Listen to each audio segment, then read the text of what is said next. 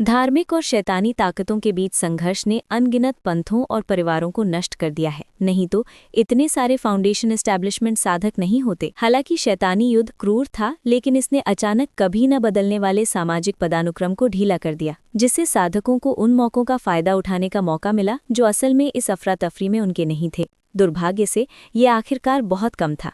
आम साधक या तो जिंदा रहने के लिए एक साथ हो गए या अपनी गहरी चालाकी को और निखारा। जो सावधान नहीं थे वे पहले ही खत्म हो चुके थे।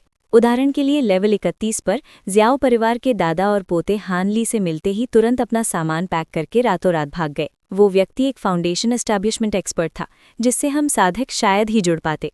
उस समय ज़ियाओ कुइएर अपनी साधना तकनीकों को कुछ गोलियों और जादुई हथियारों के बदले बदलना चाहती थी, लेकिन बूढ़ी ज़ियाओ ने तुरंत मना कर दिया।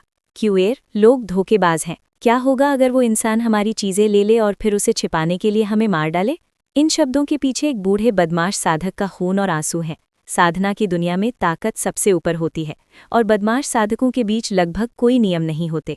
उसने हत्या और डकैती के अनगिनत मामले देखे हैं। अगर कोई फाउंडेशन एस्टैब्लिशमेंट स्टेज के आखिर तक जिंदा भी रह जाए तो भी कोर फॉर्मेशन स्टेज तक पहुंचना एक बड़ी रुकावट बनी रहती है। केओटिक स्टार सी के हान ली धूल को काबू करने के लिए सिर्फ स्पिरिचुअल चीज़ों के साथ डेमन सेपरेशन सेरेमनी में हिस्सा लेने के लिए अपनी जान जोखिम में डालते हुए इमॉर्टल मास्टर के साथ आगे नहीं बढ़ पाए और धूल में मिल गए। उनके फ्लैशबैक एनिमेशन में बस कुछ शब्द बदमाश साधकों की बर्बादी दिखाते हैं। दोस्तों को छोड़ना, बिना सहारे के दुनिया घूमना, अनगिनत खतरे सहना, गरीबी में जीना, सिर्फ बुढ़ापे में बसने के लिए जगह ढूंढना। अफसोस, समय निकलता जा रहा है। इसलिए लो लेवल के बदमाश कल्टीवेटर के पास ताकतवर लोगों से जुड़ने के अलावा कोई चारा नहीं होता। मेरी काबिलियत कमज़ोर है और कोर बनाने की मेरी उम्मीद बहुत कम है। मेरा भाई चला गया है तो शायद मुझे खुद को जोड़ने के लिए कोई हाई लेवल कल्टीवेटर ढूंढना चाहिए। इस तरह अगर कोई बदमाश कल्टीवेटर फाउंडेशन एस्टैब्लिशमेंट और कोर फॉर्मेशन दोनों स्टेज पार कर लेता है तो उसे पहले से ही इंसानों के बीच ड्रैगन माना जाता है। हथियार बनाने के फील्ड में हम जो ज़्यादातर हाई लेवल इंडिपेंडेंट कल्टीवेटर देखते हैं वे अधेड़ उम्र के या सफ़ेद बालों वाले होते हैं, जिनके पास बालों की देखभाल के लिए समय नहीं होता। हेल्दी बाल पाने के लिए हमें सबसे पहले अपने स्कैल्प का ध्यान रखना होगा, नहीं तो डैंड्रफ काफ़ी परेशान करने वाला हो सकता है। जैसे हान ली की लिटिल ग्रीन बॉटल कल्टीवेशन की समस्याओं को हल कर सकती है, वैसे ही हमें स्कैल्प की देखभाल के लिए अपनी लिटिल ग्रीन बॉटल की ज़रूरत है। डैंड्रफ के लिए विची का ग्रीन लेबल शैम्पू एक हाई एंड सोल्यूशन है। इसका 1% सिलिकल कॉन्सेंट्रेशन मलासेजिया को असरदार तरीके से रोकता है, जिससे सिर्फ एक बार इस्तेमाल करने के बाद डैंड्रफ ठीक हो जाता है। 0.9% सैलिसिलिक एसिड तेल से बंद बालों के रोम छिद्रों को खोलता है और सेरामाइड्स के साथ मिलकर ये डैमेज स्कैल्प बैरियर को ठीक करता है और खुजली से राहत देता है। जब डैंड्रफ बहुत ज़्यादा हो तो इसे हफ्ते में 2 से 3 बार इस्तेमाल करें। जब ये ठीक हो जाए तो इसे हफ्ते में 1 या 2 बार इस्तेमाल करें। ये खासकर देर तक काम करने या एग्ज़ाम की तैयारी जैसे आराम के पलों के लिए सही है, जब स्कैल्प पर स्ट्रेस होता है। इसके अलावा विची एक 90 साल पुराना फ्रेंच फार्मेसी ब्रांड है जो लॉरियल ग्रुप से जुड़ा हुआ है। अगर आपका स्कैल्प सेंसिटिव है तो आप इसे उनके पिंक लेबल शैम्पू से भी बदल सकते हैं। साथ ही डाओइस्ट इसे आजमाने के लिए पिन किए गए कमेंट पर क्लिक करें। ये ठीक उसी मुश्किल हालात और ख़राब कल्टीवेटर्स के सामने आने वाले कड़े कंपटीशन की वजह से है कि हम उस आखिरी डिटेल पर पहुंचते हैं जिस पर हमें बात करनी है। ख़राब कल्टीवेटर्स की ताकत। जैसे जैसे हान ली का कल्टीवेशन लेवल बढ़ता गया, उसके सामने आने वाले ज़्यादातर कल्टीवेटर्स के सेक्ट वंश थे, लेकिन जिन खराब कल्टीवेटर्स से वो कभी कभी मिलता था वो आम सेक्ट कल्टीवेटर्स से भी ज़्यादा परेशान करने वाले थे। आखिर जो लोग काफ़ी ताकतवर या समझदार नहीं थे उन्हें पहले ही बुरे माहौल ने बाहर कर दिया था, और जो बचे थे वे सभी काबिल लोग थे जो अनगिनत खूनी लड़ाइयों में बच गए थे। उदाहरण के लिए ओल्ड हू एक कोर फॉर्मेशन स्टेज कल्टीवेटर को न सिर्फ उसकी मिलती जुलती पर्सनालिटी की वजह से, बल्कि उससे भी ज़्यादा ज़रूरी बात ये थी कि उसका उड़ने वाला चाकू वाला जादुई हथियार बहुत तेज़ था, इसलिए ध्यान से चुना गया था। अपनी मौत के बिस्तर पर भी वो ज़ुआंगू को रोकने के लिए जादुई हथियार का इस्तेमाल कर सकता था। नए सोल स्टेज मॉन्स्टर जो बदमाश कल्टीवेटर थे और भी डरावने थे। वॉइड हेवन पैलेस वाले मामले में जी येन शुरू में हान ली को चुपके से ढूंढना चाहता था, लेकिन हान ली को जी येन की कुछ झलकियों और बातचीत की डिटेल से ही आसानी से कुछ गड़बड़ का अंदाज़ा हो गया था। इसलिए उसने उनका पीछा किया और उनके अफेयर का पता लगा लिया। इसके बाद उसने और जी येन ने हान ली को अपना शिष्य बनाने की होड़ लगाई। जबकि ब्लड जेट, पर्ल और वॉइड हेवन कॉल्ड्रन बेशक बहुत बड़े मौके थे, हान ली की समझदारी, फैसला लेने की ताकत और ये जानने की काबिलियत कि कब आगे बढ़ना है और कब पीछे हटना है, ये सब किंग यी को साफ पता चल गया था। उसकी आने वाली मौत के साथ किंग यी को हान ली को अपना शिष्य बनाने की इच्छा हुई। इससे किंग यी का जी यिन को फॉलो करने का इरादा और बढ़ गया, और जब जी यिन ने हान ली को अंदर के हॉल में बुलाया तो किंग यी की मौजूदगी का पता चला। उसका इरादा सिर्फ उनका स्वागत करना था, लेकिन उसने वू यू का मूड खराब कर दिया। किंग यी ने जानबूझकर हान ली को मुश्किल से निकालने में मदद की। वो इस कर्म की स्थिति में दखल देना चाहता था।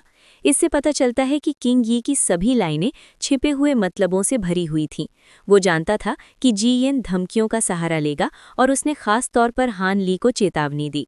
हालांकि मैं कोई बेमिसाल एक्सपर्ट नहीं हूं, लेकिन मैं अपने इकलौते सीधे शिष्य की रक्षा करने में पूरी तरह सक्षम हूं।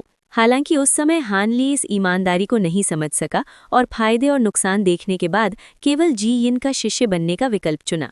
किंग यी स्वतंत्र साधकों के सामने आने वाली मुश्किलों को समझता था, और उसने हान ली को दोष नहीं दिया, बस एक छोटी सी याद दिलाई। यंग हान, अगर तुम अपने सस्ते मालिक से मुसीबत में पड़ो तो नानहे आइलैंड आना याद रखना। ये बूढ़ा आदमी पक्का तुम्हारा साथ देगा। ये असल में हान ली के लिए एक हल्का सा इशारा था। मैं तुम्हारी रक्षा कर सकता हूँ, अगर तुम्हें कोई मुश्किल आए तो मुझे ढूंढना। जहाँ तक उसकी ताकत की बात है, ये बात कि वो और जी यिन दोनों शुरुआती नेसेंट सोल स्टेज में बेरहम जी यिन को डर दिखा सकते थे, बहुत कुछ कहती है। उसका king Ming true blessing treasure भी हान ली की लड़ाइयों में बार बार काम आया। नेसेंट सोल हाथापाई में भी वो कभी अपनी जान जोखिम में डालने की हद तक नहीं गया, इसलिए उसका असली तुरुप का पत्ता सामने नहीं आ सका।